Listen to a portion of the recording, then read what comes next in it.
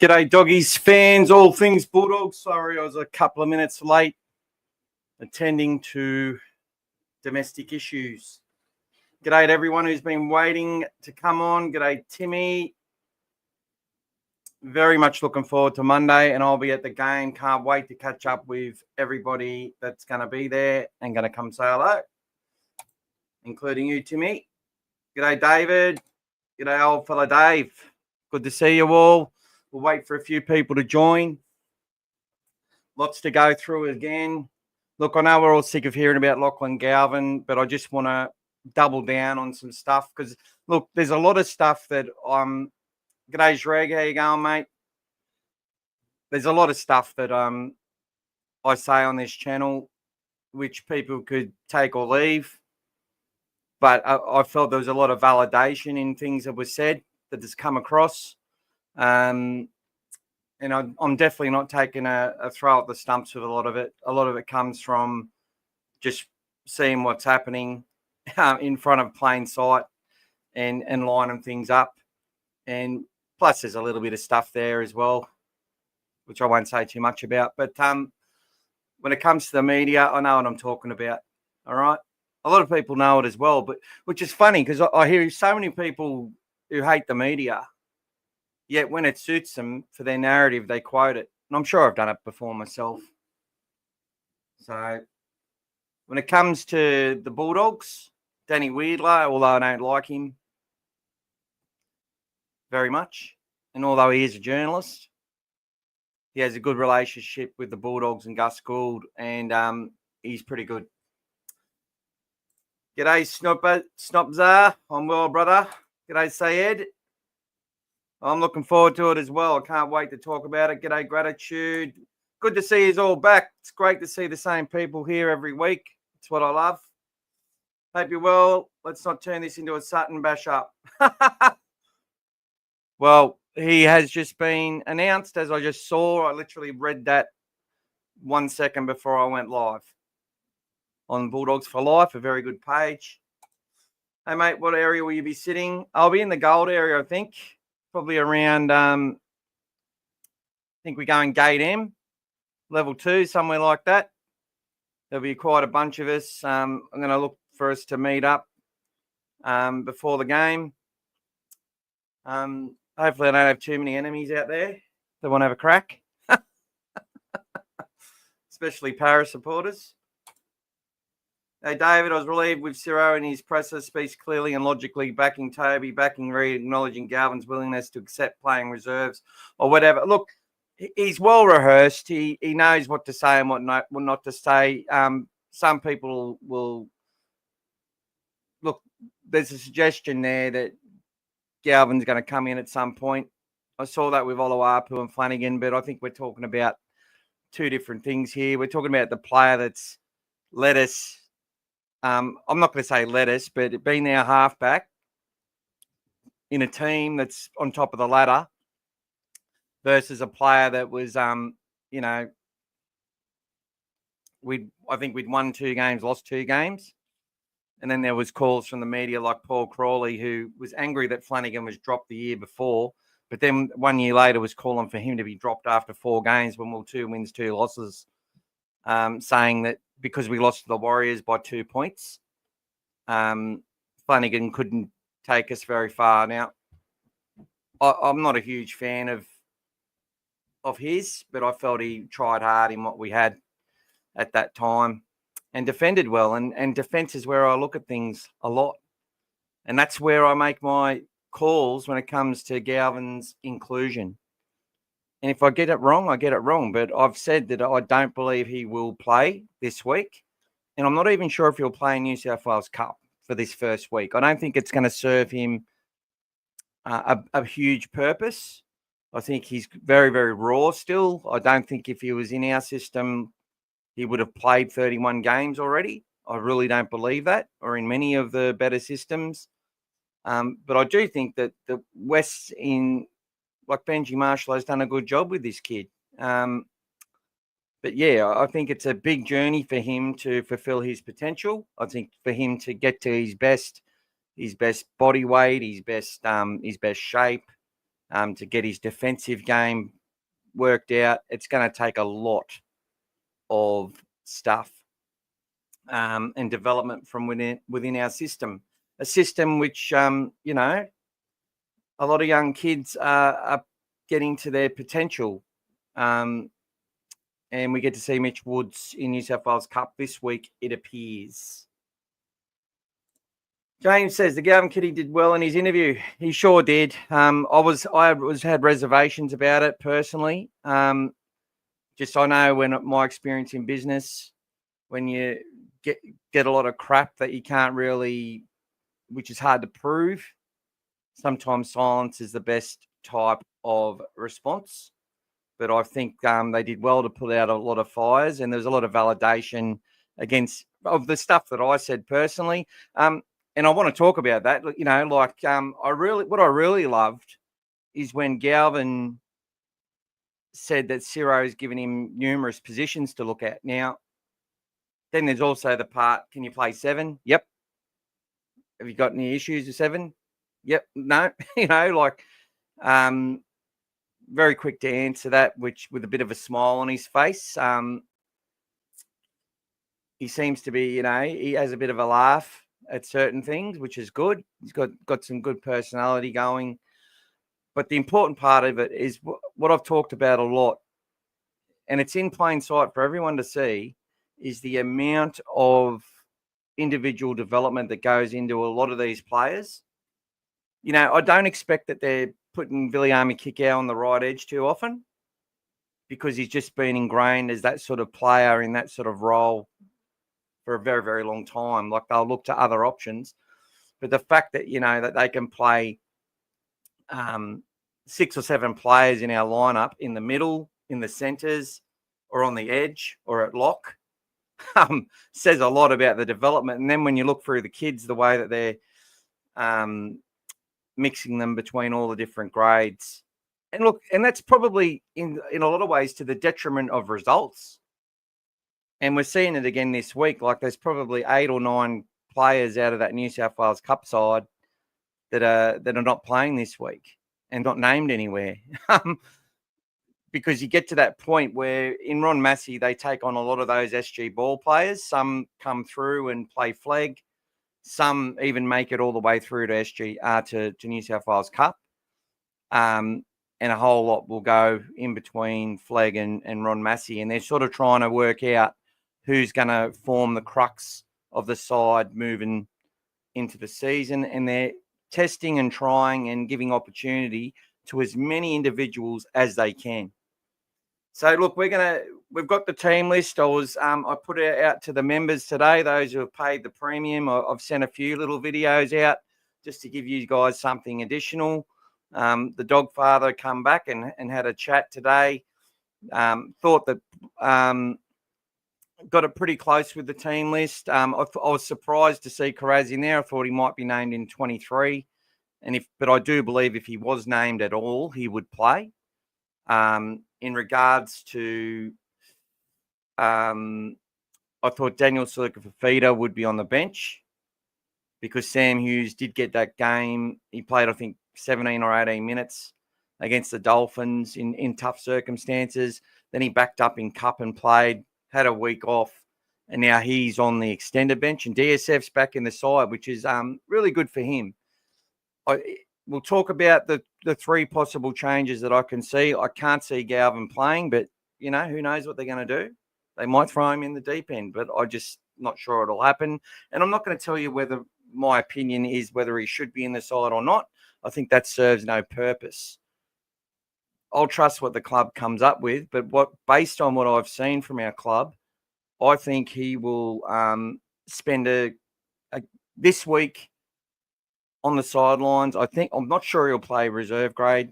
I think he may be like 18th or 19th man and sort of run out with the boys and you know, watch how they prepare at the Bulldogs for their game. They'll get to see how he prepares, get that connectivity going a little bit, and, you know, have him running out and doing drills with the boys best he can. I've got a feeling that may happen. Many will disagree. And then I expect that there would be a chance against the South game, getting ahead of ourselves, but missing Critter, missing the likes of Max King, potentially missing a Burton. You know, you never know what's going to happen. Mitchell Moses goes down, Critter gets injured. You know, we could be missing Carraz as well. You know, if Brian or Lomax gets injured, you know, there's a chance we could be completely depleted for the Souths game, and Galvin comes in to make his debut in NRL, whether it's from the bench or playing a position in the halves. My gut feel is if, for example, if we only get Critter and King and potentially Kurt Mann into Origin 2 squads, I have a feeling that Galvin may play 5'8" in a reserve grade game with Mitch Woods. Hopefully he'll come through that contact with the older players and the faster game in New South Wales Cup, and he'll come through that with flying colours. Apparently his physical development's going off the charts. You know, he's bulking up really quickly and not losing any of his attributes. He's doing really well. But first preseason, it's been hard with his legs and sort of that sort of stuff. So, you know, he could be arriving on the scene anytime at some point. So it's really looking good for our club. There's a lot of players missing this week, as I said. Like, I'm not going to create too much of a drama about it, but, you know, I haven't seen Joey O'Neill. I haven't seen Cassius Tia named anywhere. Grossamy, who's been playing in Cup and doing a good job. I'm not sure where he is at the moment. Some of these actually, I haven't seen Jack Underhill named anywhere either. So I'm not sure.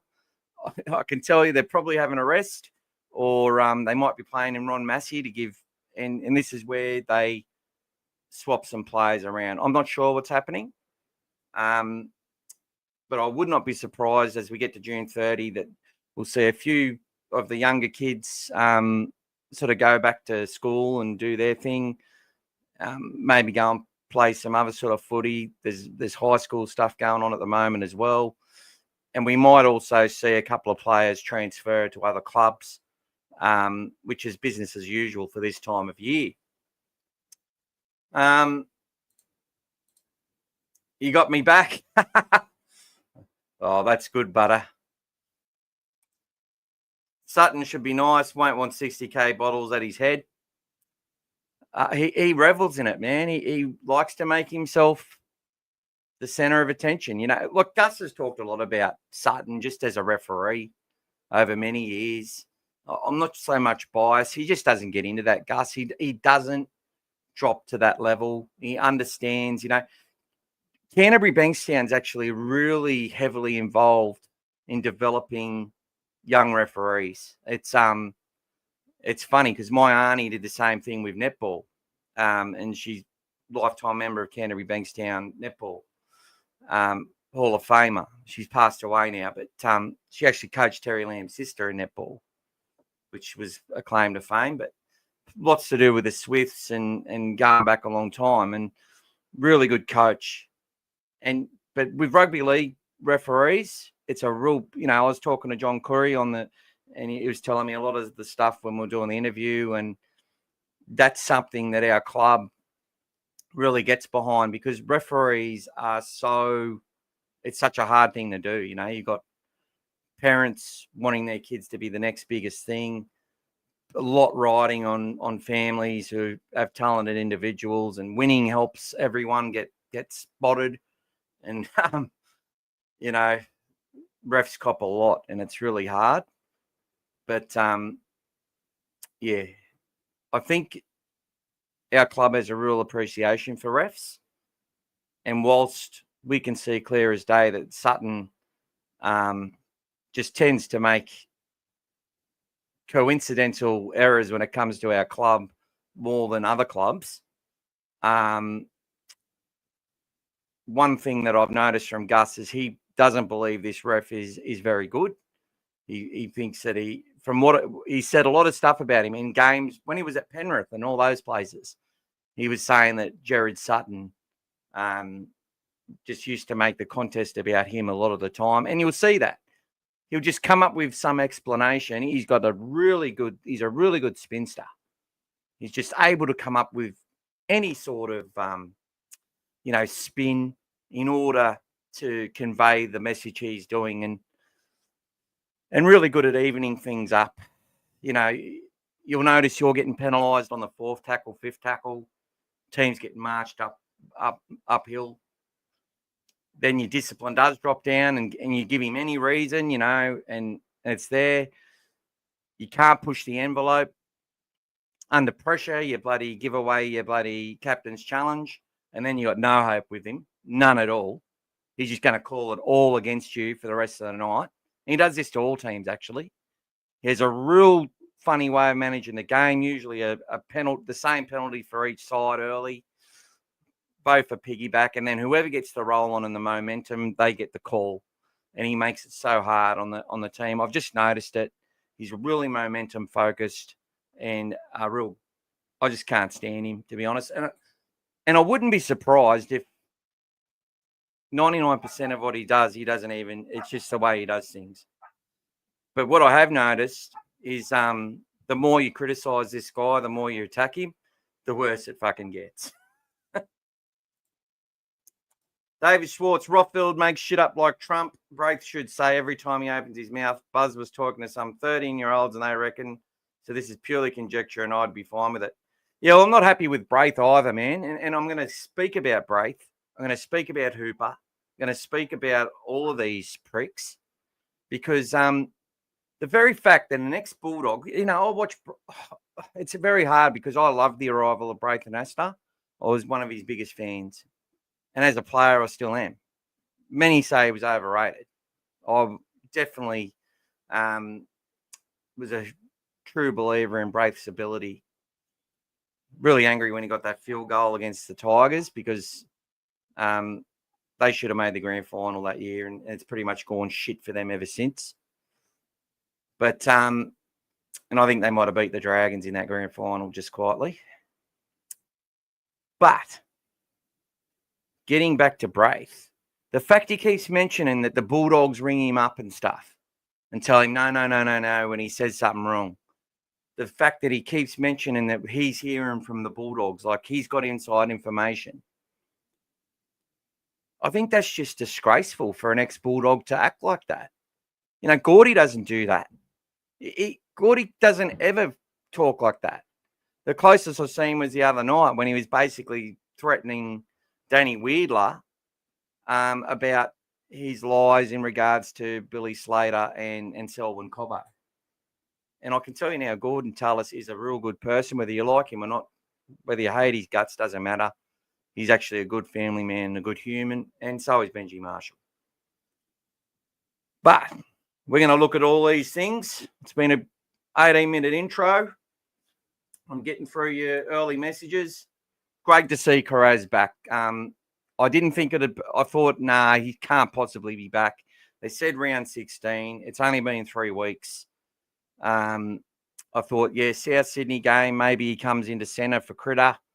Wilson and takes his place on the wing, and it's business as usual. But, if he's ready to go, he's ready to go. He's not going to go out there and be half-assed. I can tell you that right now. G'day, Elaine. Welcome to you. Oh, you fell asleep. Welcome. Good to hear from you. I'd like to see him having a few weeks on the bench reserve grade so he can get used to the system and bond with the blokes he's playing with. We gain nothing throwing him to the Wolves right now. Look, and even I don't even see we gain anything throwing him into the reserve grade this week either. I think he can do a bit more learning, a bit more bonding, and then we get him into. I think the idea is to have him there as a bit of a carrot. That's how I think it's going to go down. We'll see if it plays out that way. I have no idea, no intel on it. The Dogs are going to play with this as much as they can. They've got every right with what they've had to go through. But I'm going to talk about all the validation around our culture and all the stuff that I said about our boys, how they would embrace this. And Ciro backs it up. I said those exact words. If players in our club chuck a wobbly, any players in our club chuck a wobbly and don't embrace this kid, means that our culture is not that good, and it means those players aren't Bulldogs, whether it's human or not. And it was good to hear Ciro say the exact same thing a week after I said it. And I just want to thank everyone who was here last week. That was our biggest. But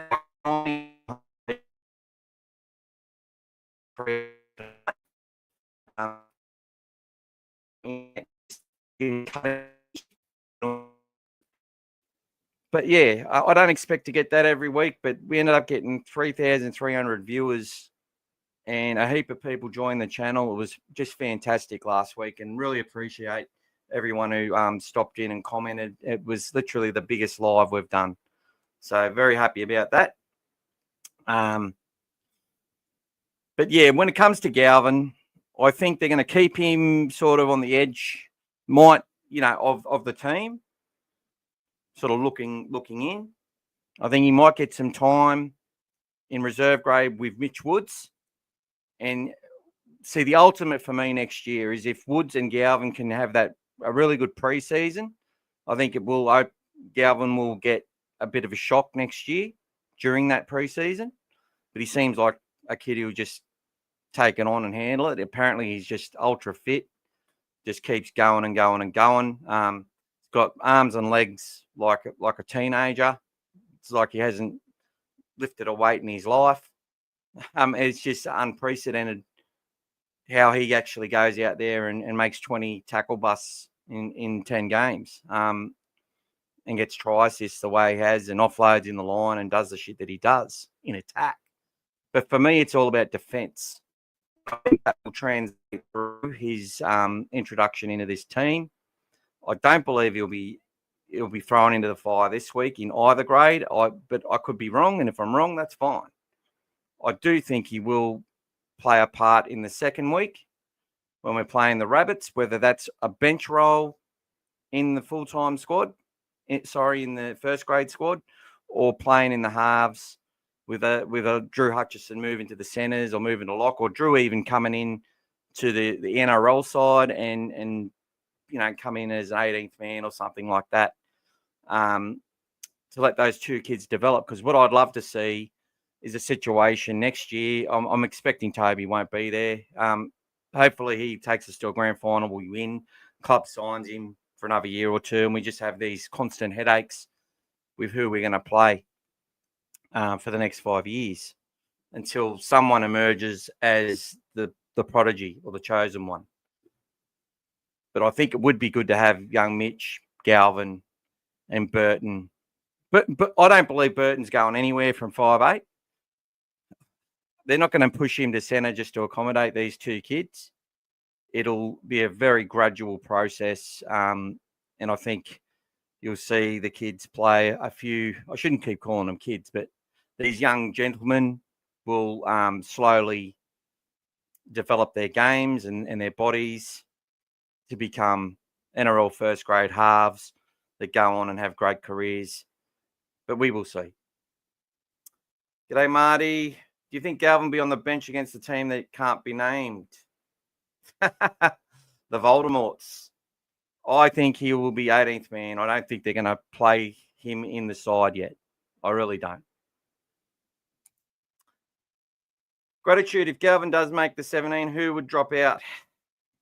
I would suggest it would be Curtis Moran would drop out. And the reason I say that is that we've had so many games where it's been Kurt Mann and Bailey Hayward on the bench. So Salmon was in the third, was playing lock. Mann was 14. Hayward was 17. And then they had basically two former centres and back rowers playing the middle rotation in a Josh Curran or Satili Tupanua. So they've had games where they've carried Blake Taff on the bench. I actually thought Blake Taff would play this week at 17.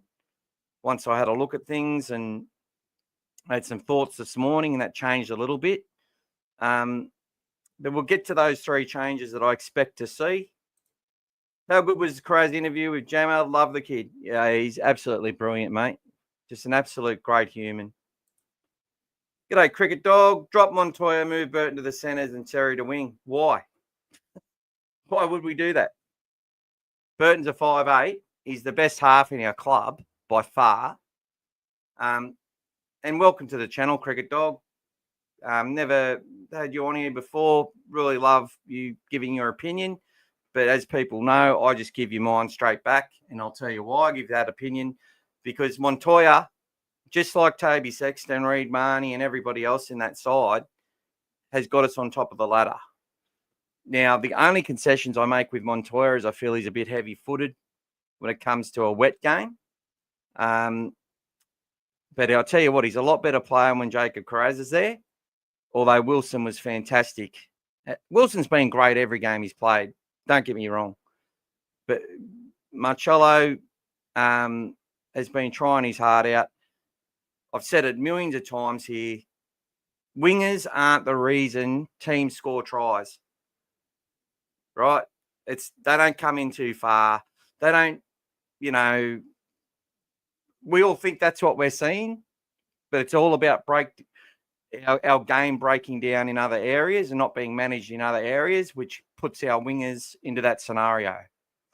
There has been games, though, with Montoya in the past where there was that game against where we were in front and he just dropped the ball and they scored at the end and we lost before he left the club. I'll never forget that, and a lot of people won't. But yeah, he's a junior of our club. I don't think he is the long game for our team. I mean, I think there's a plan to bring in faster, more agile, bigger boys that can finish when given that ball on the outside, can really turn it into something, have really great footwork, and can also bring it out of yardage. And that's what I'm seeing with the likes of Jonathan Sewer. That's what I'm seeing with the likes of Jeffrey Renikama. And there'll be more coming through in that fashion. So they're the future that I see for our wingers. And a player like Montoya, Tuala, may find themselves as backups, in the centres as well. But, Montoya doing a great job for us and deserves to keep his spot. But no way I'm moving Matt Burton to the centres. And we're going to talk about him moving to fullback as well, which is one of the massive lies that was being told, which was a disgraceful lie because of all the sentiments and conversation that it started, which basically started to make out that our club was trying to give Connor Tracy the arse, which is absolute bullshit. And I'm going to go absolutely nuts on this shit in a minute. Status Tomb, haven't seen you for a while. Welcome back. Where do we see Reed Marnie playing in 2026? I see Reed getting his requests for his release approved, and he will go, in my opinion, hopefully a grand finalist again, or a prelim player, or a grand final winner, off to a club. And I think the Cowboys just make perfect sense. And the Cowboys situation has a lot to do with Reed Marnie asking for release. Sam Ayub knows what's coming up in the market. The good managers, they all know. They all know that Perth and then PNG and all that is going to create a frenzy. They know that the good clubs are trying to secure as many of the youngsters as they can to stop them being pillaged, to ensure their long-term success, to get those players in. Now, the amount of Roosters players you're seeing that are, we're only in Flegg last year and only in SG Ball a year or two ago. There's a few Dragons that have come through. There's a whole bunch of youngsters really getting exposed to the NRL at the moment, which may also be why it's also very, very close. Obviously, the work the Dogs have done in that space, getting Galvin's signature, it's all about the future. And Reed Marnie's manager is not stupid. He knows that there's money on the table he can earn. There's not too many hookers that can go out there and throw a ball on the advantage line after making 60 tackles and kick a 40-20. There's not too many hookers that Gus Gould would suggest should play State of Origin whether it be for Queensland or New South Wales. You know, he's not going to say Reid should play Origin unless he really believes that would help Queensland and help the game itself. You know, Reid, I think, will play at the Cowboys. I think the Broncos could do a lot worse than to get Reid Marnie into their team, although they do have some youngsters coming through. And obviously, you know, Titans have the fella from the Roosters who won the comp, but he's had a number of issues, but he seems to be going all right this year. Titans should have beaten the Storm last weekend, by the way, and the Eels and Panthers both would have smashed the Storm from what I watched. I think Eels and Panthers, that was the best game of the weekend, in my opinion. And no Nathan Cleary, Eels win that match. And I never like putting a game in the hands of one player, but he was the difference between two very close sides in that game. And Dogs fans, we've got to get out there and support our boys, put the fear of life into that Parramatta team, and cheer like absolute mongrels, because they are going good. And we go out there beating by 40, doesn't mean I'm wrong. When it comes to Bulldogs and Eels, throw the form book out the window. People raise another leg. They raise another effort. And there's so much history there. And we've got a lot of payback for this Eels side we need to give. Right? And I really want to see our team do a job on them. I don't care what the score is. I just want to see it get done. And I want to see Sutton taken out of the game by the way that we play. But, you know, they're up for it. That's the best Penrith have defended all year. And commentators had said the Eels had really good attack, even though they scored 10 points. You're 100% correct. They threw so much of the Panthers, and both teams were absolutely desperate. Now, will that suck the life out of both these sides? Penrith now come up against West Tigers, who I think would have beaten the Cowboys had they not had two players in bin. And obviously the Eels come up against us. Now, I really think the weak points in the Eels side are Gideon Katonga, and that's not singling players out. He's an ex-Bulldog, and once a Bulldog, always a Bulldog. But he's a type of player, they're trying to build his minutes up, but he's one that can fail under pressure and throw that ball. If it sticks, they're away. If it doesn't, they can fall under pressure. Obviously, any of the Bulldogs players that play in that game, it would be a nervous time for them, I would suspect. I don't expect to see Joash in the side. Don't expect to see, I think Sam Rani may not play either, with Penasini being back. And Ryan Madison seems to be going all right at the moment. So, look, I think it's going to be a good game of rugby league. And us Dogs got to get out there and sell the joint out and absolutely demolish those Eels. G'day, Lucas. G'day, Adam. Good to see you, my friend.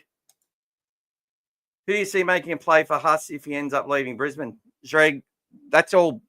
I'm just going to tell you now, that's more lies from NRL360. And it's the fella on the screen there, James Hooper, told the exact same lie last year. Like they're literally rehashing the same shit every year. That's another thing. They know that Huss's manager sends out a friggin' list.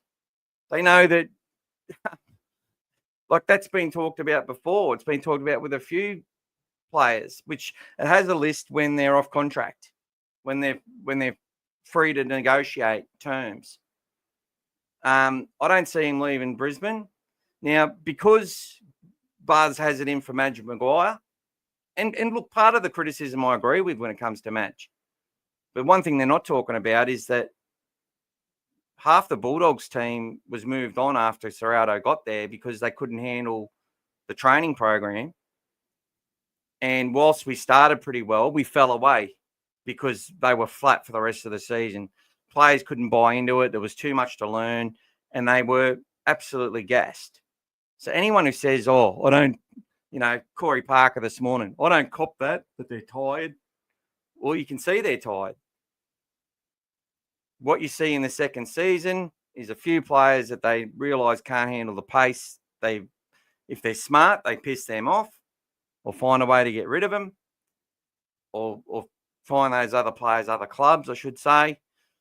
And then they go and find players which they know are used to that sort of training and work ethic, bring them to their club on low money like the Bulldogs did, and then go from there with a team that can handle the training, that understands that in that preseason, in that time off before they go back for preseason, that they can't just let it all go.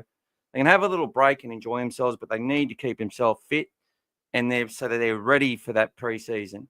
And the second preseason, what did we see from the Bulldogs? We saw a much bigger improvement. What did we see in the third season? 9-2. Okay.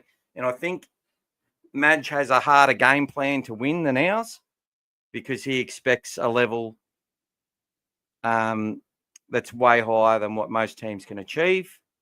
And I think they will improve with him next year. And I think Payne Huss will be extended before that comes to fruition. So I don't think it was complete and utter bullshit by James Hooper yet again. Just like he said that Lachlan Galvin was being mocked and attacked by the West players in the room when he told them he was leaving. Like I have no doubt that there was a little galvanization of the team to say basically, oh, well, if he doesn't want to fucking be here, well, fuck him, we got to get on with things. And they unify like that and try and unify the supporters. I think that's what it was about on Instagram, where the bullying's come from. It was about them trying to get the fans to back them to say, well, and have them sort of, just back the team and fuck everyone else. Because that's how it works with tribalism, right? And that's why that CEO of the West Tigers did what he did. He did it for those exact reasons. Now, they didn't even look at the offer, okay? And I don't know this to be fact, but I can tell you that Shane Richardson could have easily just thrown on a couple of extra $100,000 to his offer after they'd already denied it. For starters, if you've been watching the West Tigers with all their trades and all their purchases, there's no way that they're running easily under the cap. If running under it at all, they've had to do a lot of, toing and throwing. I don't even know what the bloody word is. So that's one point. What they tried to do was to unite their club and put it all on the kid. And the media just ran with the narrative. You know why? Because that's yet another kid. James Tedesco, Luke Brooks left after 10 years. He's like, nah, I'm going. Aaron Woods was pretty good at the time. Mitchell Moses, James Tedesco, and a bunch of others have walked out on that club. There was no way they could let the fans know that another kid's walked without letting them know we offered this kid $6 million over 5 years and an immediate upgrade to his $350,000 salary. That's what they did. They inflated his value. Now, when they say the Bulldogs paid him unders, we haven't paid him unders at all. And I think they know that. They've paid him on potential. But that's for them to decide what's right. That's just for me to have an opinion on. But those Tigers inflated his market value, and it was nowhere near that value. And Gus talked about it. It's quite the pot calling the kettle black for people like Buzz Rothfield to talk about Gus Gould misleading the Channel 9 viewers when he literally, on 7 or 8 occasions in the last 2 weeks, has completely misled NRL360 viewers on numerous topics, and he knows it. I can't see anyone making a play for Payne Huss, and I can't see him going anywhere unless he gets a $2 million offer from a Mau Meninga to the Perth Bears. We'll all be a long-term better team with Lachlan Galvin in our team. Gus and Sarah know their trade, and we'll make sure this signing will open our premiership window this year. Look, I don't believe Lachlan Galvin has anything. And look, I love you, brother, and I love your support and belief. And I'm not saying you're wrong. I'm just saying, in my belief, it's important that we don't buy into any narratives which say that Toby Sexton can't lead us to a premiership. Winning premierships is the hardest thing to do in rugby league, stating the obvious, right? But this coach and this team, Lachlan Galvin could break his knee tomorrow. There's no non-belief that that any player is going to have that great of a deal of effect on whether we win a comp or not. And putting that pressure on, I said this a lot last week, putting that pressure on Galvin as a make or break for our club progressing or regressing this year is, in my opinion, the opposite of what we should be doing. It's a narrative that the likes of NRL360, the Braiths, and everyone else will want to talk about. And all these other independents that just take all the media from the media, including podcasts like myself, we take all the media from the media and then discuss those narratives. And the vast majority are based on someone just having a little imagination, a little fantasy about what could possibly be. And that's the fact. And we talk about it all day long, but it's part of what we love. It's all part of the game we enjoy. It's literally, it's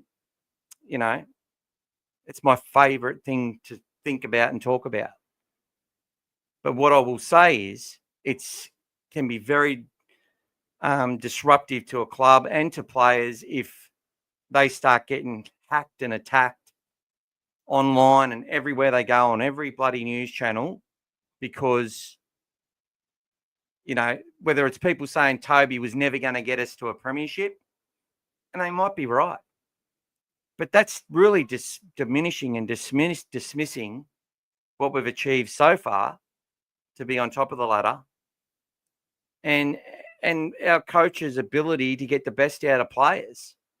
And Ciraldo, as an average player, just like Bellamy and just like Bennett and most of the coaches out there, knows how to get the best out of players, which are average NRL players. Your average player that'll play between 50 and 100 games. They know how to get the best out of them, which is why their teams win. They have enough stars, but the framework is built on getting the best out of the status quo, the average player. And they understand it. Whereas all these players that, the Andrew Johnsons, the Nathan Clearys, probably never be really good coaches. They might be, but it's really hard for someone who's just an absolute outstanding talent to coach what they can do, because it just comes naturally, a lot of it. It's true. You see it all the time. I think Ricky Stewart's probably the best player to ever make it as a coach from what I've seen and win premierships. A lot of the best players aren't the best coaches, and there's a reason for that. It's about what you can get out of your rung of the mill. Now, if you've got enough Origin players in your squad, or Origin capable players in your squad, and you've got a player and you've got a halfback who's developing as someone that can play their role, you can win a comp. You can win a comp with them. And our club believes that 100%. So Lachlan Galvin, I believe, has nothing to do with us winning a premiership this year. And look, if he comes on and we win because of him, and it's sort of, and we, compare it to like a Thurston or something like that. If he plays that role in our team, brilliant. Love it. Can't wait to see it. But if they just take their time, develop this kid over a few years, through a couple of injuries, through a few pre-seasons and get him to a position where this kid's confidently affecting the scoreboard, controlling games, and turning your team from close games or bad games into wins or close losses, good learnings, winning semi-finals where not everything's going your way, winning Origin, games where Origin's on and he might not be ready for that yet, and he's helping steer the side around to score wins. That's what they're looking at. They're looking at generational players to get into our club. They've bought heaps of kids under that mold where they're like, this kid could be the one. All the scouts are saying, this kid's the one.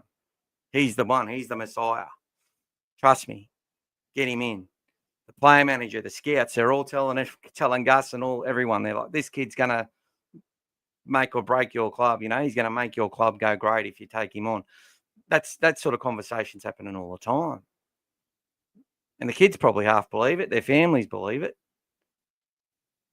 But when we get to a scenario of Lachlan Galvin, I truly believe in my heart that it's not about us winning the comp this year. It's about the Bulldogs securing their future, getting much of the young talent getting them into that squad and getting them trained up as possible, which means they've got to break a lot of promises as well to kids. The more they get in there, just complete overflow, which I've talked about a lot, and he's no different. But obviously, most of the good critics agree that this kid is something special, and many have said the same about Mitch Woods.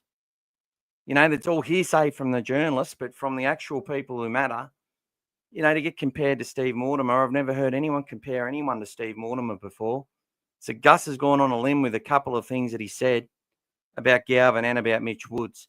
Now, if those two kids come through like the Nathan Cleary and Jerome Luai at Penrith, we are getting ready and getting prepared for long-term success. And whether that comes through this year or in 4 years' time, it don't matter to me. I know that trajectory is going to keep being there. And looking at our season this year, we haven't got even close to being the best we can be. And that is that because we don't have enough of, game-breaking spine? Maybe. Is there not enough creativity there? I don't know. But from what I've seen, when they've needed to pull shit out of the fire, they've played some pretty good footy in a whole range of different ways, whether it's just being patient and grinding teams into the ground and then passing one off the ruck until they concede points, or just spreading it out and doing a normal run-of-the-mill block play out the back under some good shape, left or right, don't matter, or whether it's getting early ball to the captain from 60 metres out and just absolutely blowing away a team which was handling everything only 10 minutes before they went and had a break. It's been done in all different ways, and I'm very, very happy that we have more gears to go through. Is Galvin one of those gears? I think he might contribute, but I'm not sure if it has anything to do with this year, his signing. I think that's just the opportunity, business as usual. We've got an opportunity to get a player, just like we had an opportunity to get a bigger body in DSF who's been really valuable to us this year. Just like we got Josh Curran got an early release from the Warriors to come across to us. Whole heap of stuff's happened and has been to our benefit. And they've done a wonderful bloody job. And I don't see that as changing. Us going nowhere. Look, 3 or 4 weeks ago, the same people saying he's leaving were saying he was just about to be re-signed and extended as the first $1 million player at the Broncos. James Graham is expecting a bigger attendance in the Good Friday game. Yeah, look, I'm telling you, this comes from the club. Get there early, people. Plan to have a full day at the Bulldogs, all right? Don't just turn up if you're not working or anything like that. It's a public holiday. If you don't have to work or you don't have anything on, if you can get to the Bulldogs game for the New South Wales Cup game, forget about the grog. Look at me telling everyone how to act.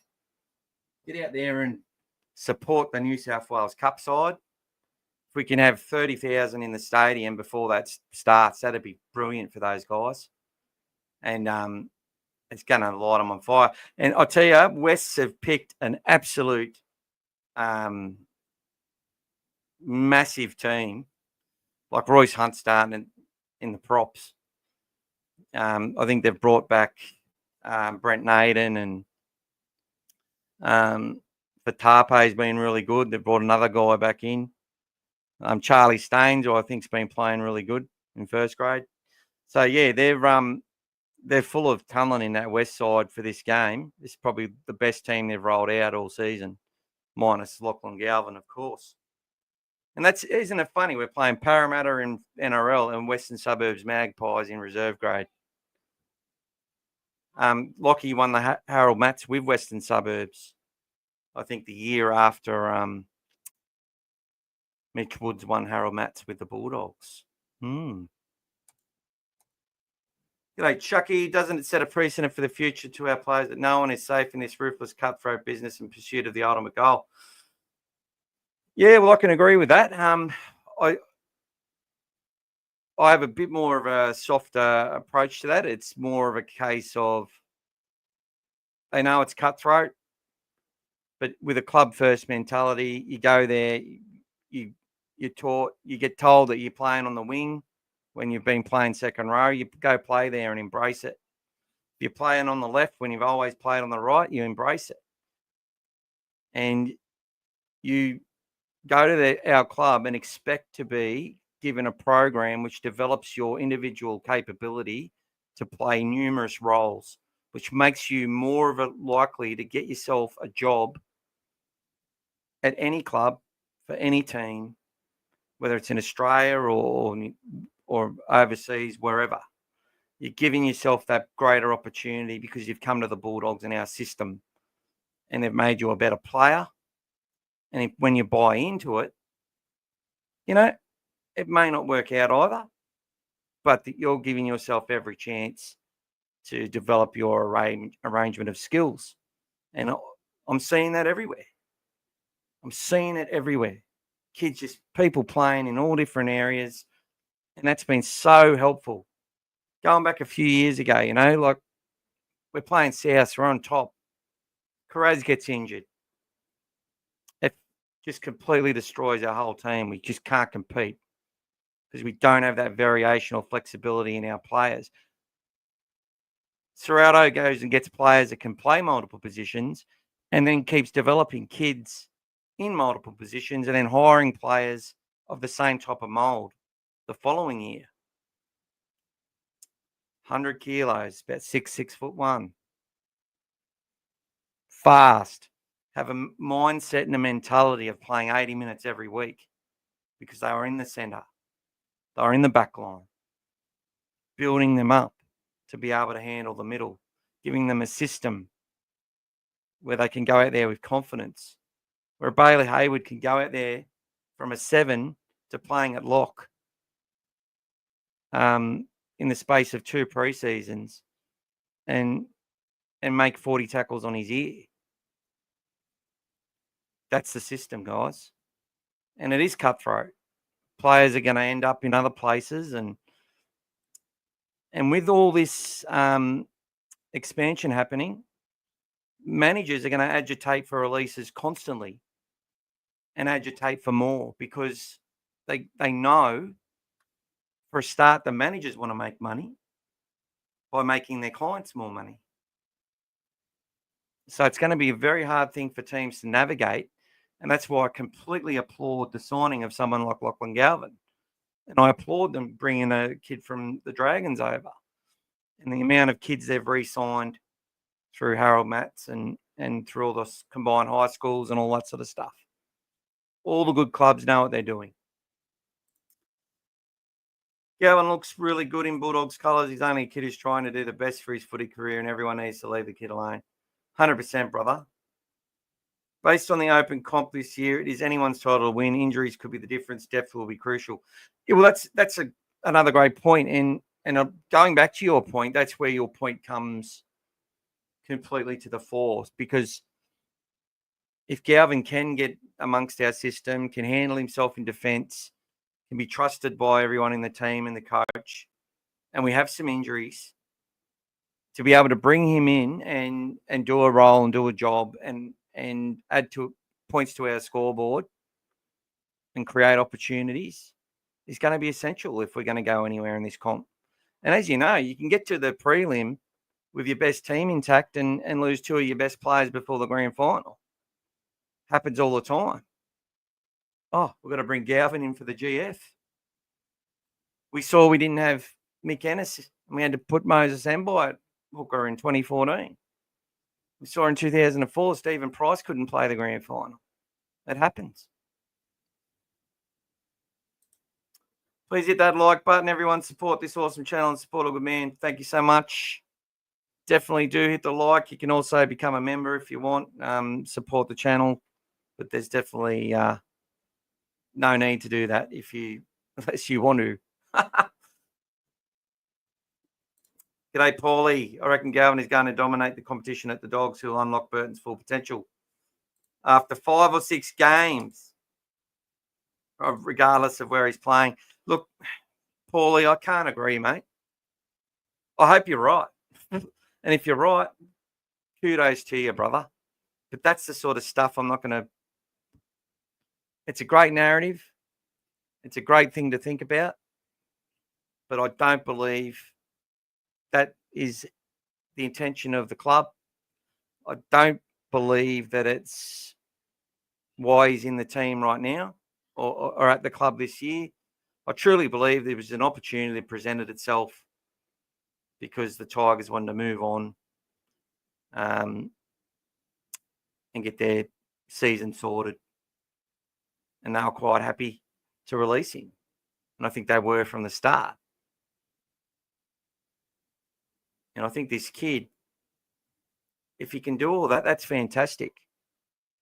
But that's definitely, his journey is so far. He's so at the beginning of his journey, Paulie. You know, I'm not going to say he's a ready-made Nathan Cleary or better, because Nathan Cleary didn't come on as quickly as that. Completely different player. I just don't see that happening. And nor would I expect anyone to put that on this young kid. I feel Galvin is a 5'8", but Ciro and Gus know more than me. Look, left side, right side, don't matter. Swap sides in a game, join at different times, get the locks involved. You know, there's so much playmaking ability across the park on our side, and that's all about the skills of the team and what they're building and what the club is doing with their program. And the very fact that you know, they can all interchange roles whenever they need to. You know, ball pops out the back and they're not set properly. It's a fourth tackle. They've got to get something on. Might be behind, might need some points. Marnie's not a dummy half. He just comes in and plays the role of halfback for that play. The lock's there. The prop could do it.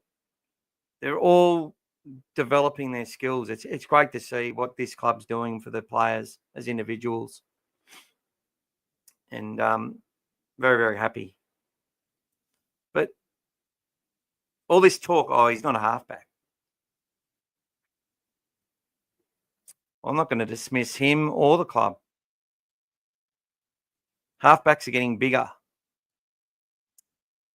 He's quite fast.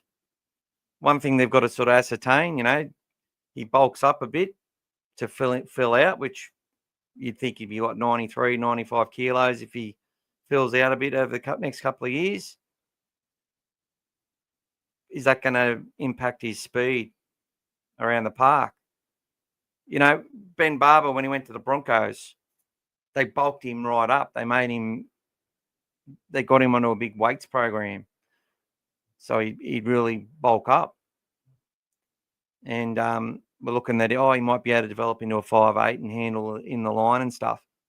He lost that little bit of speed, which was everything to his whole game and ability to do what he did. And as a Bronco, he couldn't do half of what he did at the Bulldogs, not even a quarter.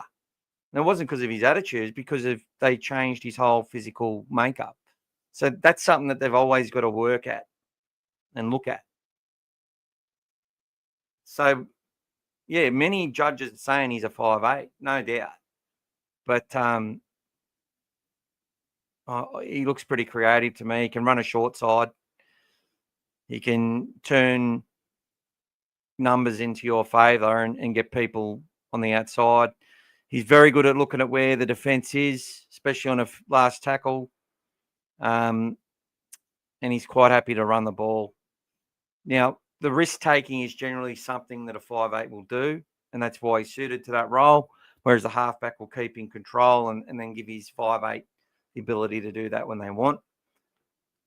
But I think if they tell him he needs to do this, this, and that, and then and keeps working it, runs the football 3 or 4 times, and then hunts across and throws a ball because they know if they don't tackle him, he'll run and score, and then he creates the overlap and does it. That's what the good halves can do, and that's what he'll do as well. I have no doubt about that. Does he do that now? The kid's all arms and legs, for God's sake. And what are people going to say if he's in there he's ticking the scoreboard over, but he's not making his tackles? They're going to have to trust him. There's going to have to be some trust there. And it's not just trust from the coach, it's the trust of the whole team to be able to back each other. You can't hide in the defence anymore. You can't be Darren Lockyer and have Tony Carroll next year and literally daring people to run at Lockyer and you just smash them. Or David Gillespie for the Dogs on the edge. Literally daring people to run at him. He used to only make 15 to 17 tackles. You know why? Because no one wanted to run the ball at him because he used to smash him.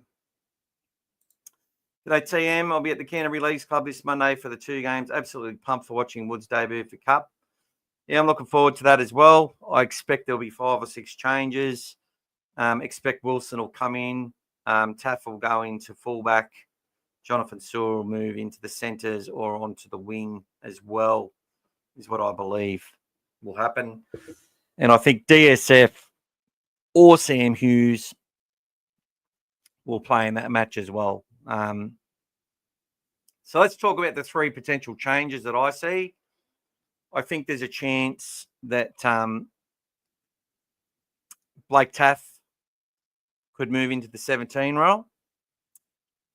I guess you could say or Lachlan Galvin, and I think that might be in case of covering Jacob Carraz if he potentially could get injured. I think there's a chance that they could do that with Taff coming in, and I think Moran would be the one to drop out. I think there's a possibility that Sam Hughes starts and DSF drops out. I don't see both players playing together because Ciraldo's never had that big boy that goes out there and takes the heat out of the game and replace with another sort of player the same.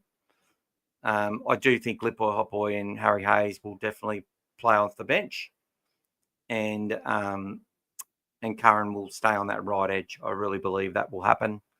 And obviously a chance that Carraz, if he doesn't play, Wilson goes into that wing spot. But they're the changes I expect to see. I think his best position is 6, but I don't think he's best fit at the Dogs at 6 unless Burt moves to fullback or something. Paulie. All right. I'm gonna bring up some stuff now. Good to see you, Timmy. Thanks for jumping on from work, brother. Paulie, one of my most dear and long-term contributors. I can't believe you just said Burton might play fullback. So let's go through the NRL360 lies, which is what I said I was going to do, and I didn't do it yet. So let's do this. And the first one is Matt Burton will play fullback. Absolute bullshit lie. He will never be playing fullback at our club, in my opinion, at any point. Media create these narratives. This lie was created, it went viral, and then it was utilised to try and destabilise and upset the fans and have them, throwing out all this stuff. Oh, we've got to move Burton to fullback, or Critter's got to go to fullback. I've said Critter could go to fullback at some point. I don't think it's ever going to happen. No, it's a lie. And then what did Buzz do? We saw a little video going around today that Buzz, what did he say? Connor Tracy. What about Connor Tracy? Connor Tracy's going to lose his spot to Matt Burton because of Lachlan Galvin and Gus's obsession. Just absolute bullshit that other fans are now throwing at our club, which had... I'll sit there and ask everyone again, why would our club tell anyone in the media that? Why would they? Why would they? It's just utter nonsense. It is a friggin' lie. And that's been validated by the coach today and the selections. And I said it was a lie last week, and it's still a lie to this day. And honestly, please don't type that in the comments. Burton might play fullback. Free world, do what you want, but seriously, please don't. So lie number 2, Tracy being forced out from Buzz. Crap. Currently, I think he might be forced out, but I think we need to make another signing for that to happen. And the players that could possibly play fullback this year are Blake Taff. And then after that, it's not going to be Matt Burton. It'll be a Jacob Carraz or a Stephen Crichton or a Blake Wilson. They will be the ones who play fullback this season if there is no...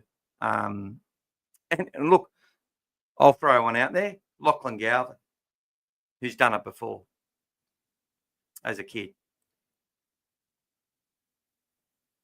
He's quite fit. He's not as heavy-footed. He can gallop around a lot longer. I'm sure it would stuff him completely if he did it, but I have no doubt that that could be a position as well that he looks at. Matt Burton, a fullback? No way. He gallops around like he's got great footwork. I just don't see the Dugan, the big guy at the back doing that. It's just gonna be too hard for him, and it just won't work. He's our best half in our club at the moment. His kicking game the previous 2 weeks just kept us in the game. And he's done that so many times. Let's not talk about him at fullback. It really makes me feel uneasy. I feel really weak when it comes to that. Line number 3, Toby being axed for the Parra game. Brent Reed said this. And then Michael Chamis doubled down on this rumour. Braithen Astor last night tripled down on this rumour. Oh, but I was told from people in the Bulldogs that they were replacing Sexton with Bailey Hayward. Look, it still may happen. I might have egg on my face when it comes to this. Okay? I may have egg on my face. But I'm telling you, it's a lie. Why would they tell anyone in the media that they're dropping Toby?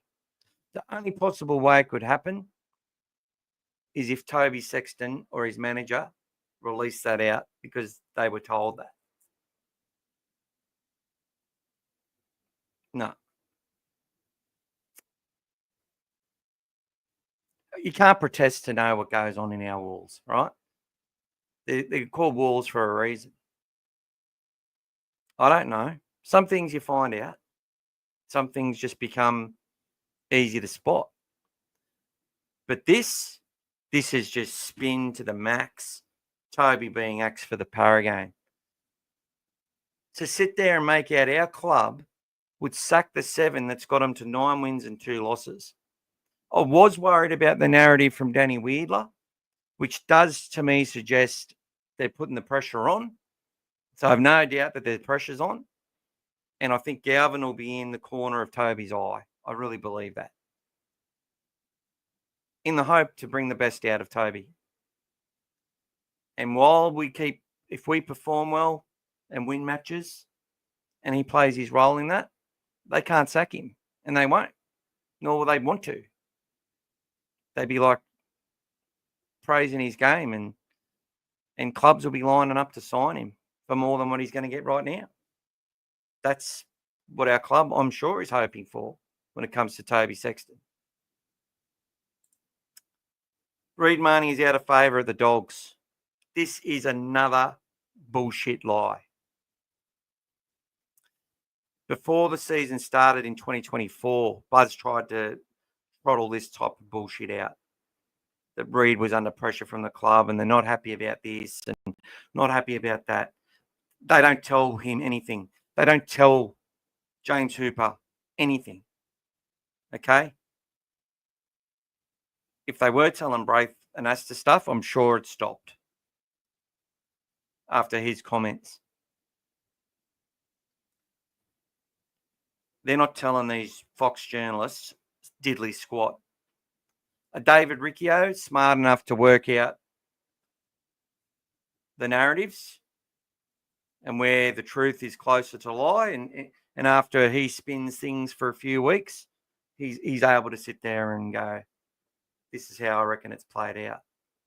Because he's got some things right eventually after getting them completely wrong initially on numerous stuff. I want to see the media do better. I want to see them promote our players, promote our game. Not just heroes and villains, but actually what our game does for communities and for people and how it changes lives. You know, so that's what I want to see. And Reid Marnie out of favour with the Dogs. Just because the club, there was talk that they were saying he was being shopped around, which was not the case. Shopped himself around for his own future. Good. Doesn't mean he doesn't want to be here and play his best for our team and win a comp and earn himself a really good contract. And even have a situation where I'm sure where he plays so well for the team and for his mates, the club just says, we have to sign you again. And that can always happen. And he might say, okay, we'll get you, add on another 0. It was a lie. Our club's not telling anyone that. They're not trying to create a narrative so that they can, bring Hayward on and change the narrative. They're not trying to do that. If they need to plan past Reid, sure, they'll do it. But they're not going to sit there and say, oh, he's costing us games. This is all just perception. They just sit there and say, well, we know fans think this. We know that, the commentators are saying that Reid's cost them games. We look, we've got all our robots and all our spies that are on all the groups. And they're on all the social media everywhere. And they can see that the fans are coming out and saying, Marnie lost us the game the way he carried on. Our own fans. And fans from everywhere else are talking about him being a grub. And the sheep and the lemmings just follow. And I'm sorry, that's some of us as well. And so these guys on the media can just sit there and say, yeah, the club's had enough of him. That's the reason. And then we signed Galvin. What did they say? The fallout from signing Galvin. And this is what I talked about last week. Toby Sexton and Reid Marnie both went out because we signed Galvin. And our playing group is fractured. And everyone's upset. I'm sure there's a couple of people that have heard the rumours and might have be a bit reserved on the matter. But you're not going to see any of that. Because I can tell you those people will be kicked out of the club.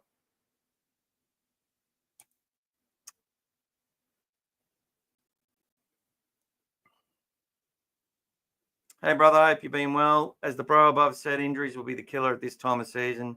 Barnett out for the season will hurt the Warriors. How you going, Loss? Welcome, man.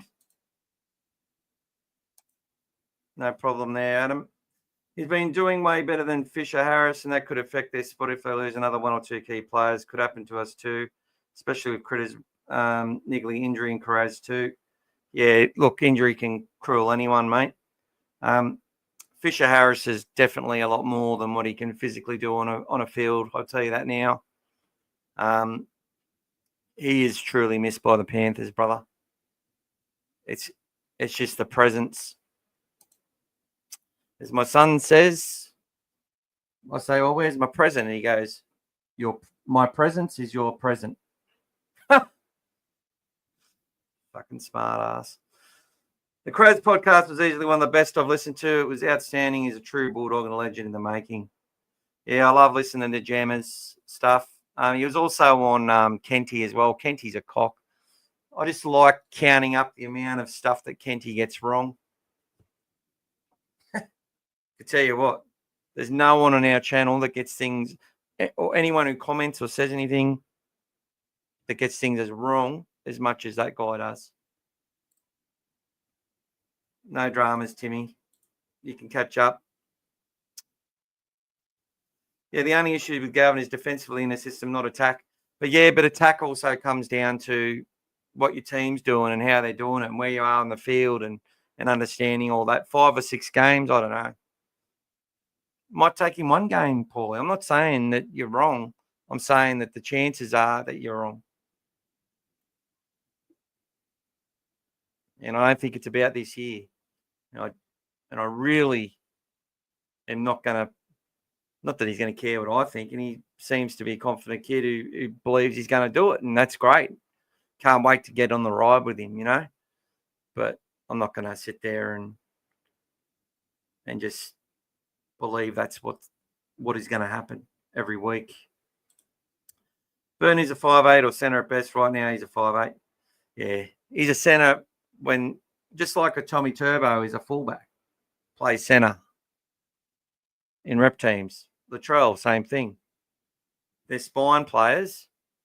When you've got really great spine players in your team, you find a spot for these other spine players. It's just simple as that. G'day, Andy. Yeah, I think he's staying next year, and he goes on contract probably November 1. And I'm not sure if we re-sign him for the following year, but there'd be a good chance of it. He's on the type of money which enables us to extend him for a little bit more or similar and get good value out of him. Obviously, it was good value for a player like Blake Taff on only 250. And I'm sure he would have played a huge role in our success as well if Connor Tracy didn't come or wasn't playing so well when he got his opportunity. So, it's you need to get value sometimes, but there will be a time where our fullback and our half and our 6 will be costing us $1 million each. And that's when we'll be absolutely humming along, I truly believe. Timmy says, 100% agree. Tracy's a fullback in the daylight at the moment. If there was an injury, I would give Taff a run at fullback. Yeah, Taff goes to fullback. He's the backup. Then you got Wilson, you got Carraz, potentially Critter. I don't think they would bring in a Tay Cochrane yet. But funnier things have happened. Bailey Harwood has been awesome coming on during the matches as he's provided energy in attack and defence. Very true, my friend. Yeah, Brace, it's definitely a sellout. But look, he got a lot of coaching on how to basically become an entrepreneur. And look, in all my attacks on the media, this is the disclaimer. this industry supports a lot of people. And the narratives that they go with them because everyone bites and everybody plays onto it. We see it on here with the comments that are made when someone talks about Matt Burton playing fullback because the narrative's being created.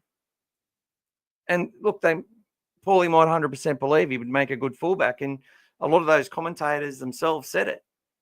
Like they could see it happening. You're like, yeah, Tracy will get moved on, Burton will go to fullback. No problem. I don't believe that at all. I think that's a load of bullshit. And it's a lie. It was created off a lie. It was an idea, and it was a thought process put out there as fact. And I'm sure it'll be raised again at some point as if it was fact. And that is the problem I have with the media. But at the same time, the media, who employs lots of people who, these narratives are what people subscribe to and what they talk about. And that's why they do it. I just wish they had more factual information and weren't such spinsters. And the very fact that someone like Buzz can sit there and talk about Gus misleading the public, and now he's come out and doubled down and said, oh, Galvin's been sanctioned, and Braith backed it up as well, saying, and look, and I sort of get where they're coming from. Oh, if he can't talk about, because of a court hearing, I don't really care what he's got to say, sort of thing. Well, in my opinion, he put out a lot of fires that I didn't expect him to put out and validated a lot of the shit that I've already said, as did Ciro today. And that made me feel really fucking good. Murdoch lackeys and they get Gus agenda. That's it. Actually sent Gus a tweet last night. And I said as much of that. I said, Buzz and that are willing to tear this kid down in order to get to you, Gus. And he actually liked it, which he doesn't often like my stuff. But I think it might be a case of Gus has had a tough week. Many people would like to think it's water off a duck's back. But I think I hadn't seen his hand shake like they did. I think it rattled him a bit. I think he's over the scrutiny of it. It's hard wearing the two hats and not letting them cross. And it's hard to sit there and be accountable to shit when you know you're doing the right thing by your club and trying to do the best thing in your media career. And that's not saying, oh, poor Gus. He's getting paid a fucking lot of money to do what he does, which is why Buzz is jealous as fuck. Buzz is sitting there going through his paycheck on failed bets and cheap wine. While Gus is sitting there, buying racehorses on the weekend. No, and they're never going to win him a profit. That's the sort of stuff that we're talking about. We need a poll. Who is more accurate, Kent, Buzz, Hooper, or the Bureau of Meteorology?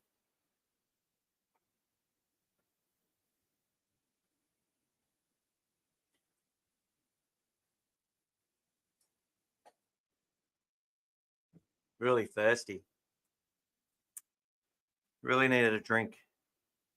So I had some milk. There you go. That's awesome. 100%. Who do you reckon would win? Paul, Kent, Buzz, Look, I think Hooper's the biggest bullshit artist out of everyone. He puts on that face. Have a look at it.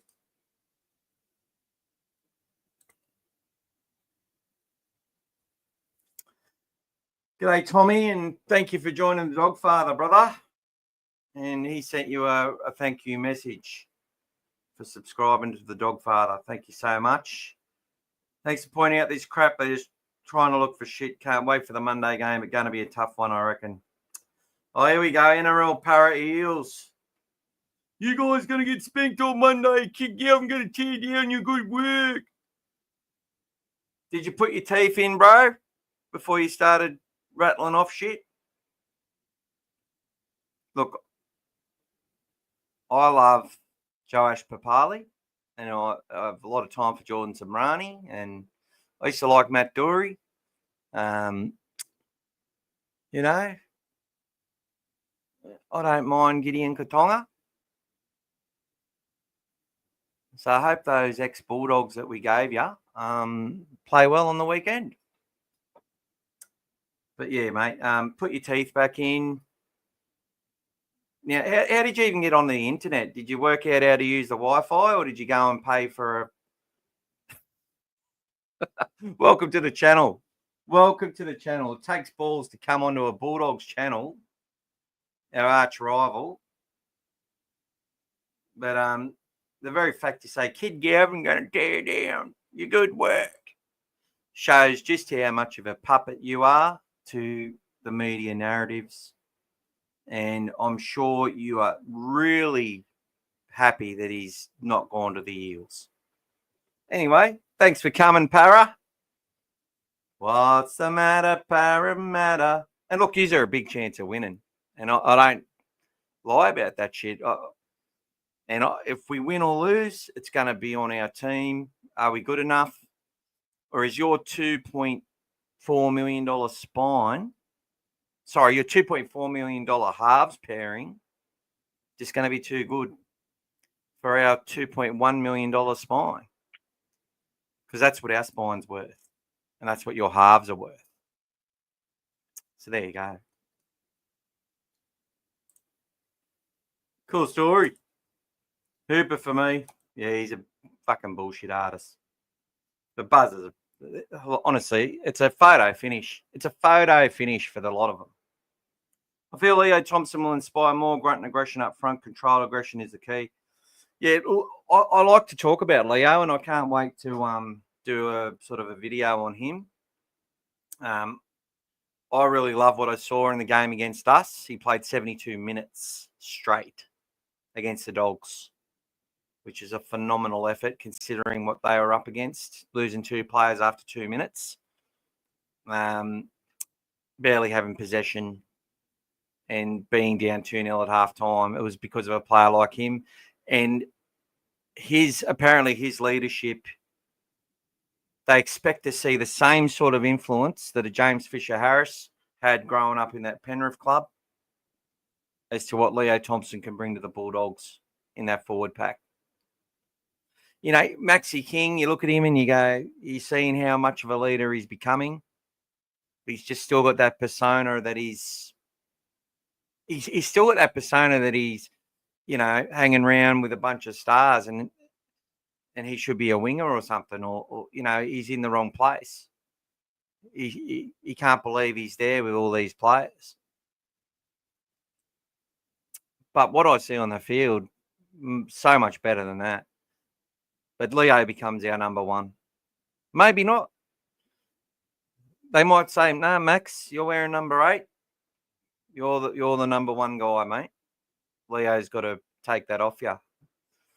But as a 1-2 punch, I'm really looking forward to it, and it's going to be good to have a bit of to have 2 players that can play 45 minutes and start the game. Takes us up another rung as well. It really does. It really takes us up a level. And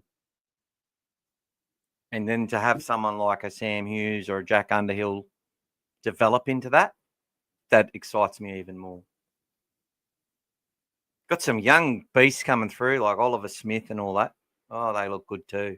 Get so excited by these kids. That doesn't sound good, but oh well. David, the midterm plans have always been for the utilities, no names, etc. Hutch, Tracy, Mann, Salmon, Turpin, Taft to allow the developing players to come through the grades slowly, then move on. 100%. And we were saying that last year, David.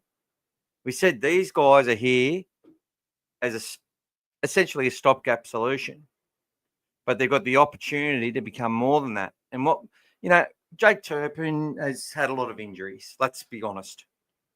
I felt Hutch was always a 10-week scenario, and I actually knew that. And I said that he's there until Toby can tackle, basically. And Toby could already tackle. That wasn't a problem, but Toby had to learn how hard it was, what he had to go through to get back into that team. And that's made him as a player, 100%. Yet all these people were like, Hutchison. Even still, he gets named in reserve grade and someone sees it who pays no attention. And then all of a sudden they're putting shit on him. Oh, why is Hutchison in the New South Wales Cup team? Why is he still around? Just treating people like absolute rubbish. They might as well be NRL Parra Eels YouTube people. They might as well, James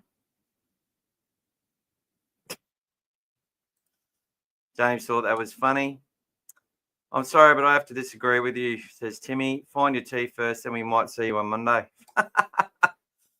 The irony of being almost forced into using cheap utilities is that Ciro and Gus have probably realised it's that utility value of utility players is the way of the future. Well, David, you're actually I said I did the video on Gus Gould.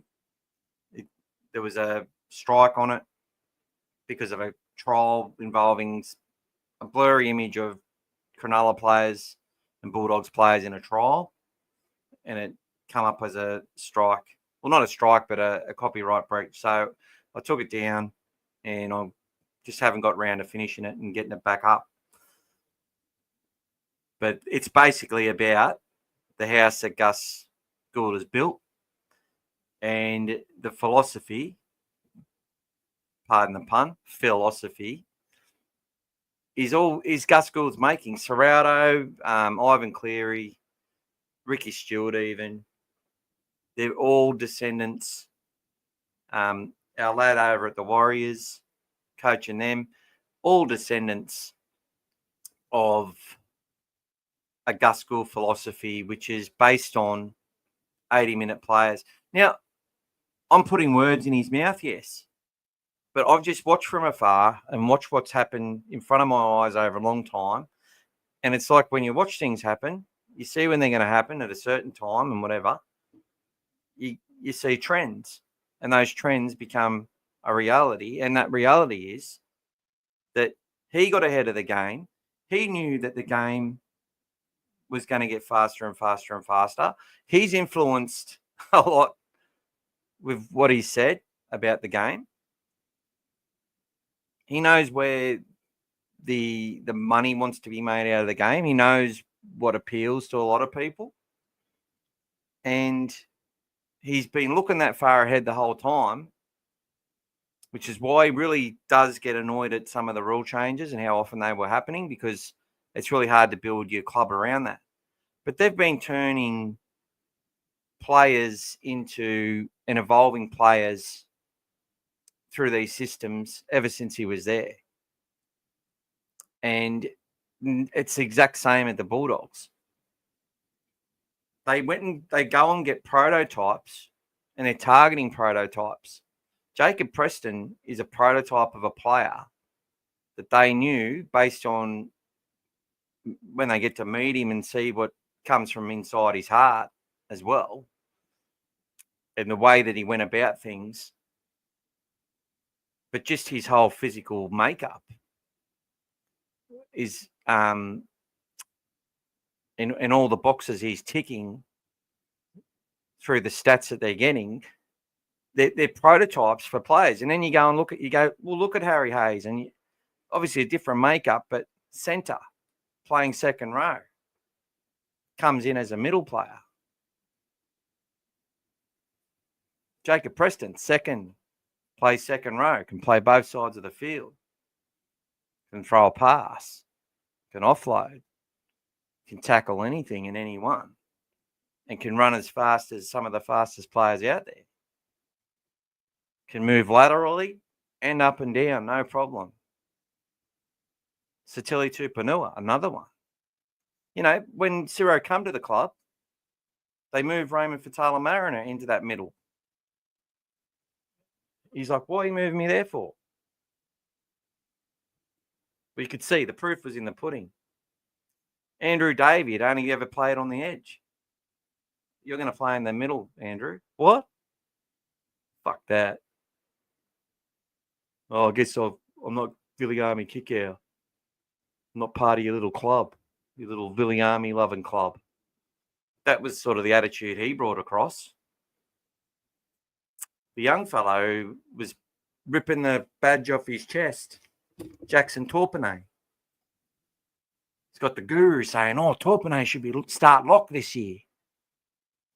He was a good young player, and in New South Wales Cup, he was a step above everyone. Too good for that grade.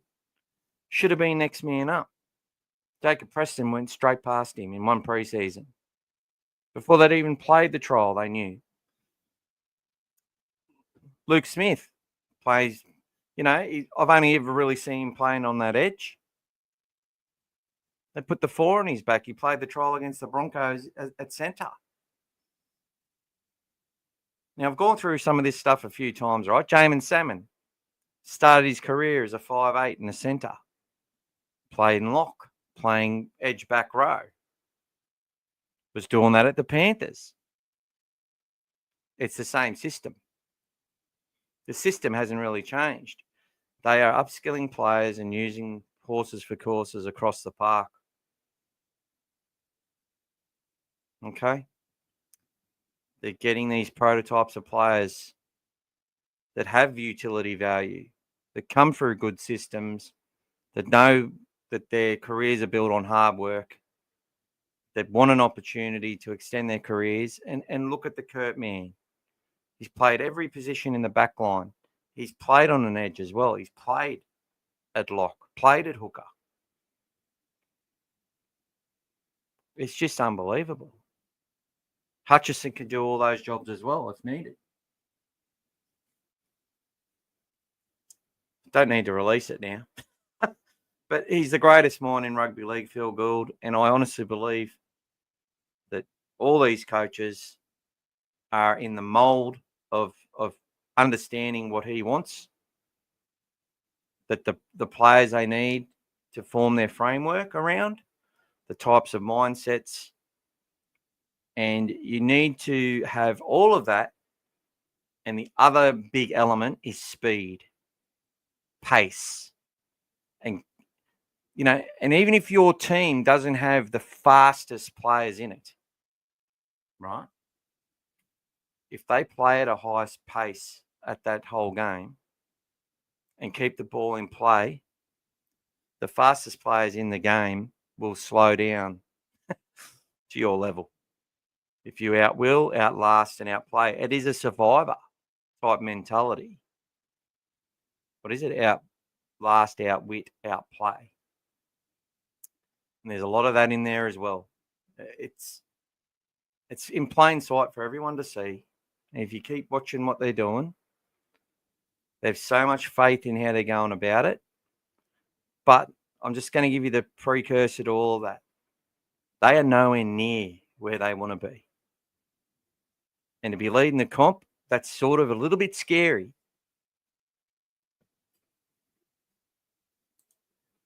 Young player that played on the weekend for Jersey Flegg is huge. The kid he played back row and front row. It was post up, put up by Pete Webber.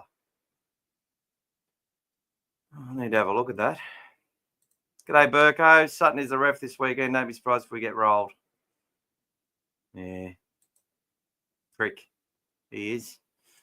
LeBron Tuala came off the bench for Jersey Flegg Bulldogs side that played the Silk Tails on the weekend. Well, there you go, LeBron. It's a very close win for the Dogs in Flegg. Very humid conditions, very tough conditions over there.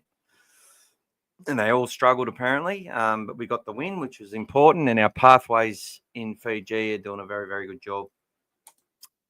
And I'm very proud of our boys. I think we'll finish in the top 4. I think we'll finish there as well. So a great start to the season. I think we'll definitely finish top 4. I think there's a really good chance they can go even further than that and finish on top of the ladder. Because some teams going to have to break out. Now, I think the closest side to it at the moment is the Raiders.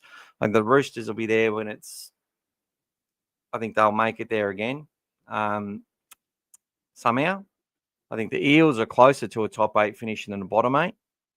And you can't discount the Penrith Panthers as well. Manly, depends which one you get. And Sharks have the season tough players and a spine which gets more experienced every day that should be able to compete for this comp. I can't rule about 10 teams out, and I think most people feel the same. It's very easy to default to the Storm and all these sides. But, yeah, we'll see what happens. I like Braith and Tallis, and if you look their body language when tools like Buzz and Crawley and Richie go on, they're giggling because they roll with their bullshit for the sake of the show otherwise. Yeah, look, I think it's Braith has an endearing love of Buzz. And look, as friends and people who are doing a show together, which is concocted a lot of the time to discuss these narratives to make it interesting for viewers, because this is what the viewers are watching for, including me and everyone else, whether we're getting outraged or getting validated or feeling good about what we see. That's why they do it the way they do it. They're catering to an audience. So that's the other side of it. But at the end of the day, they're telling fucking lies. And these lies, my message is more for our fans, more so than attacking them. It's when our fans take their lies and call and run their mouths all over social media about how shit players are, and we have a few losses and all of a sudden it all comes out, and people you haven't heard from a while, they all pop up.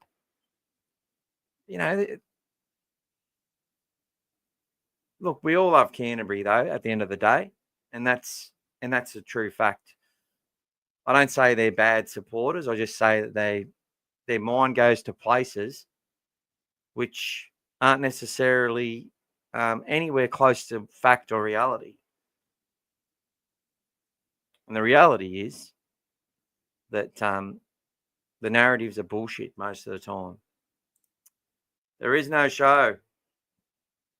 Penrith are gone. Yeah. Penrith, I don't know, man. They had a pretty good win. It's going to be tough for them. We have to get 50-50 calls this weekend against the Eels. Sutton as referee, but I think we can win 1-12. Yeah, I don't think we win by more than that, but I want to see it. I want to see a 30-point win. I want to see us go out there and smash those narratives in the face with a an absolute mentality that we're the real fucking deal. And I want Toby Sexton leading it. I want him going out in there and just absolutely nailing that game. That's what I want to see. And I want to see Reid Marnie just have. Reid has never really had a good game against Parra. They've got in his face. They've upset him. They've, they know where he's going to go. I just want to see Reid get out there and turn him around, make those tackles, force some errors, keep his mouth shut. But as I said, he's got a red line to do what he does. So however he does it, don't care. Really, I just want Reid to go and play the game that he's played a lot of times. And we'll go well. Buzz is an F-wit. Penrith will scrape into the 8. Cowboys will struggle after Origin. Sharks and Manly are too inconsistent. Potentially, Timmy, hard to say anything. But lots of narratives and, you could be 100% right. I do not disagree with what you said. I think we'll win 26-14 against the Eels. Yeah, that'd be a nice win. Look, doesn't matter how these teams are going either. They could be on top. We could be running last. Throw the narrative, throw the bloody form book out the window. Both teams going well. It's generally a gem of a game. 26-8. Yeah, I like that even better there. Adam, I think that'd be lovely to see.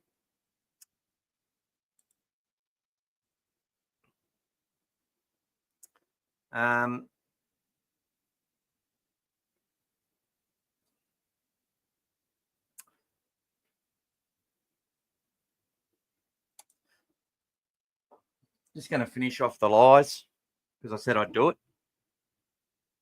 Bulldogs players are unhappy with the signing. I think that's a lie as a general and just an assumption. Every year, players come and go before June 30. And whilst he's a young fellow, he's only played 31 games and there's been a lot of hoo-ha around it, I really trust that no one in our club is having a big cock-a-doodle-hoo about it. Players like King and Preston aren't happy with Galvin signing. So that's what Buzzers tried to make out to people last week, which is absolute bullshit. King and Preston have both been upgraded before they were on market.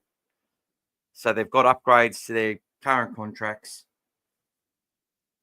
before they were even up for contract. I think it's twice for both players, or at least once for Preston. And that means they're immediately getting more money. And they've been given that opportunity. They've started on basically the minimum payment and got into our system and quickly been rewarded and earned every cent that they've got. And that they know that because of their hard work, that the club's going to tap them on the shoulder again and upgrade them again. Okay? Our club looks after our players. And the ones that have to go, that we say, okay, we can't pay you that upgrade you deserve, they make a point of finding them a new home. Line number 7, Galvin will come straight into the starting team. Now, look, that may still happen. It's a lie, in my opinion. They don't know. It was a lie that they're saying that it'll happen. And they basically made out like it's fact, the way that they convey it. When really they should just be saying, will he come in? I don't know. Maybe he will. My prediction is he will come in. They're not buying that player, and then they go and say all the crap about it, Toby and Reed and everyone else. But it's still a lie. Line number 8, Isaac Moses wanted Galvin to get a release from his contract, and Isaac Moses was the problem in this scenario. Well, I can understand people creating that narrative. Doesn't mean it's true. And Galvin said that it was completely on him. He tells his manager what he wants to do, and his manager says yes. I have no doubt that his manager would be doing his job in saying, well, I reckon you could make this amount of money, and I reckon if this scenario happened, we could do this and that. I have no doubt about that. But for them to say that Galvin was that Moses was creating these narratives in the media and stuff and trying to orchestrate an angle for the release with the bullying claims and stuff. You know, if those Instagram things don't happen, there's no bullying claim. Simple as that. It wouldn't have happened.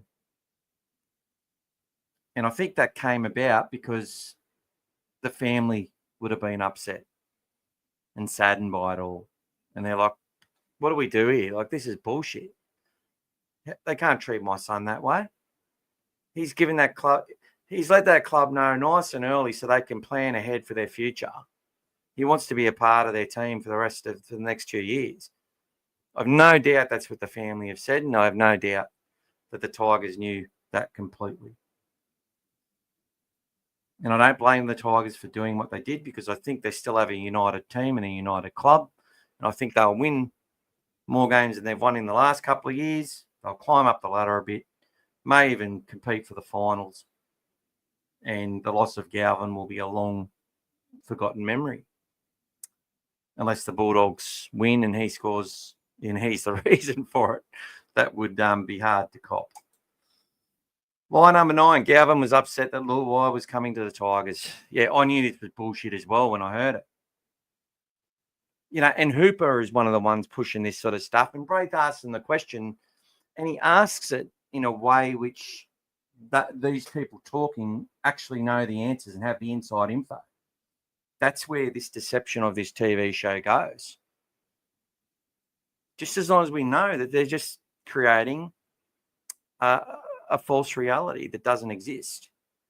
And occasionally they'll get it'll line up and they'll get it right. But to sit there and say this kid is going to be jealous of a player that the Tigers paid $1.3 million to get or more and gave a bunch of special clauses, knowing how fans hate clauses and media hate clauses, apparently, because they just love to talk about it. Why? Why the fuck would anyone think that? That just makes Lachlan Galvin out to be an absolute tool. And we saw that he's not that type of person by what he said. And if he was, I think he's learnt that that type of person should never come out. Because that would be very juvenile and twice as fucking wrong just to suggest it. Line number 10, that players turned their back on Galvin and mocked him when he addressed them of his decision.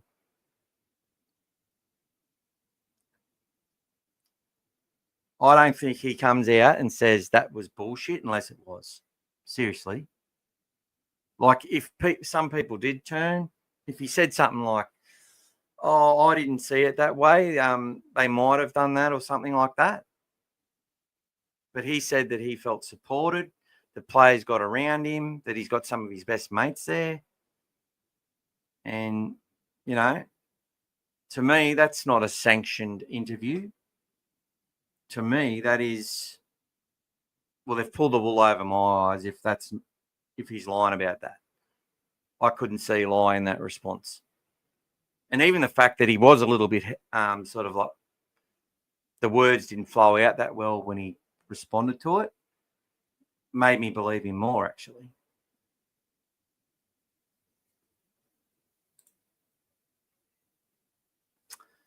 And validation of how Ciraldo is building individuals.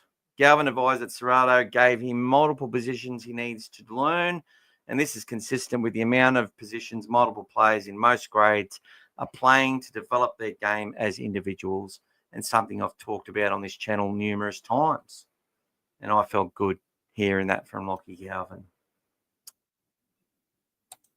And there's the team again. We'll get to these 5 comments and we'll let it go for tonight, guys. Thanks to everyone who joined and come and said hello.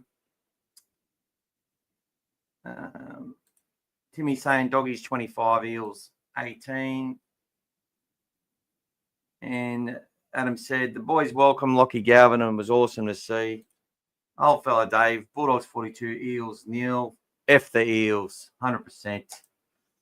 Okay, Bulldogs 38 defeated the Eels 12. First try scorer, Jacob Carraz, and man of the match, Matt Burton. Well, I'm going to say man of the match, Toby effing Sexton, who breaks the line, bursts straight through the middle, offloads to Burton, under the posts. Andy Sage, NRL360 journalistic agenda is manufacturer's drama, popcorn on the cinema floor.